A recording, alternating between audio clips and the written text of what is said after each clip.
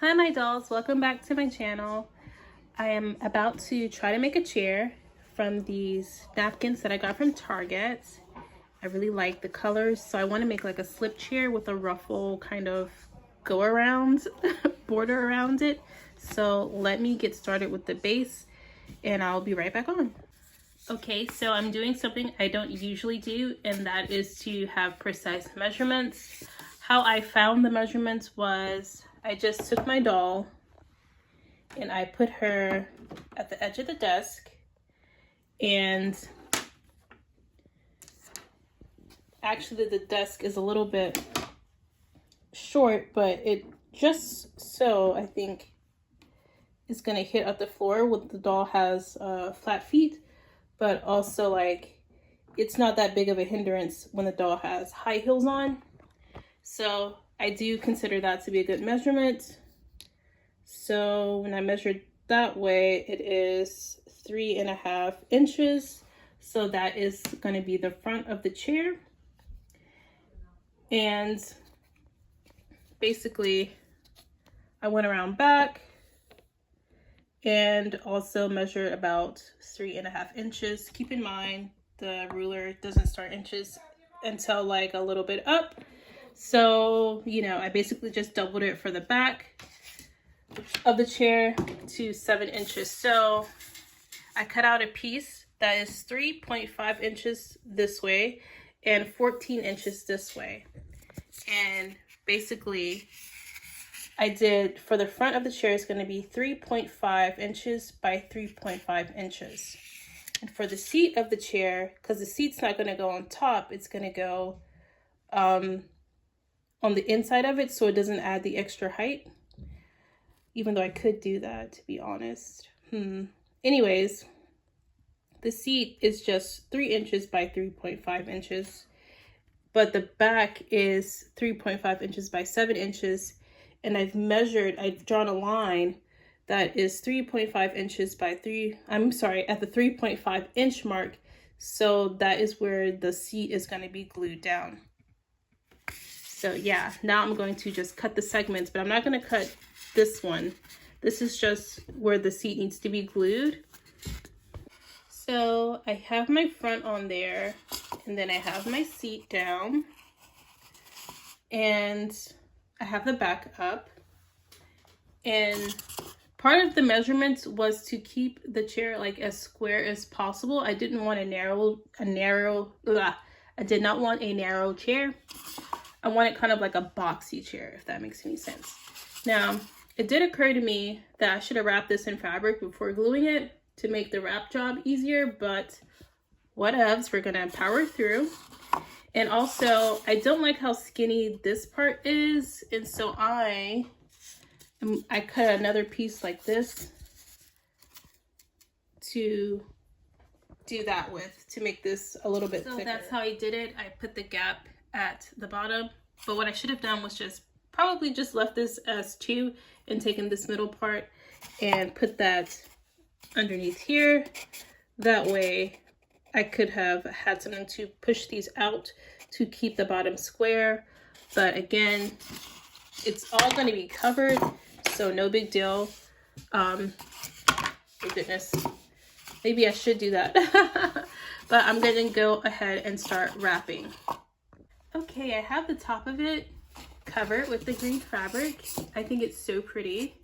I'm going to go around with the strip.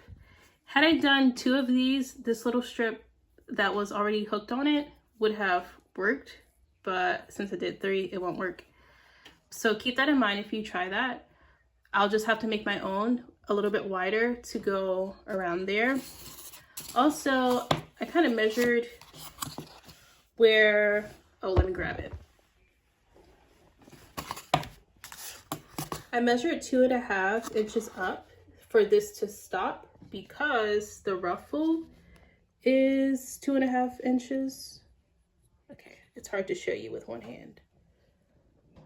So the ruffle is kind of like at 2.5 inches.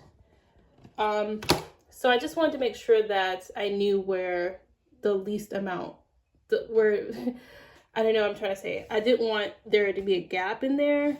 And so I have measured to ensure that I wouldn't have a gap, basically.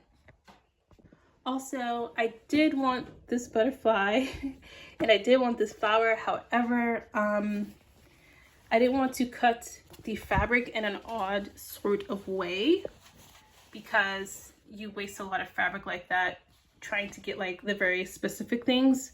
So hopefully this will end up in a different project. Maybe I'll make another slipper chair. That way I can have a pair and maybe it'll end up on that. But as of now, it would have made my fabric kind of odd shaped. It occurred to me that some of you might not be familiar with this technique. So when you cover a piece of furniture, you could go over the edges with trim to get a really, really neat finish.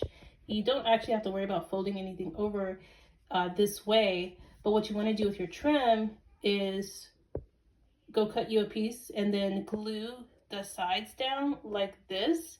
That way the sides are like really, really, really neat. And make sure it covers the entire edge.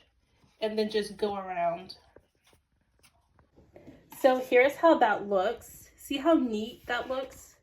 So yeah, y'all definitely do that. And this trick, this method is all over doll community. Anyone who makes, I don't know why I'm waving the chair around.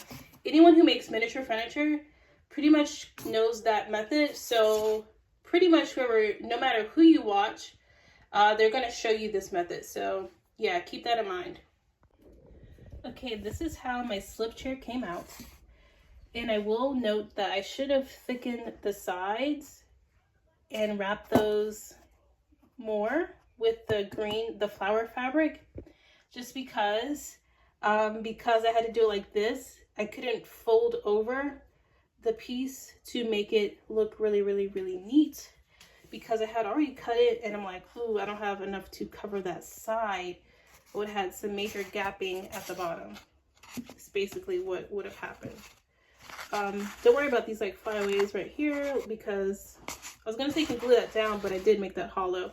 So again, it's up to you whether you want to make the base solid or not. I think the chair still looks good, okay? I really, really love it. But I do have that trim. It's unfinished on this side, which is why I didn't want to use that trim either. By the way, if I wanted to use that trim, if it was gonna work for this side, I would have just cut a little bit more of the fabric so that it could fold over and it would be neat. But I just cut it off because I was like, well, it's not gonna work. But I can always put it like this. So I did it. I put that little strip around there to neaten that up a little bit. I will have to buy another towel set if I want to make a pair, just because there's no more ruffles. I mean, I could make the ruffles myself, but I don't want to do that. The whole point of the towel was to have the ruffle built in.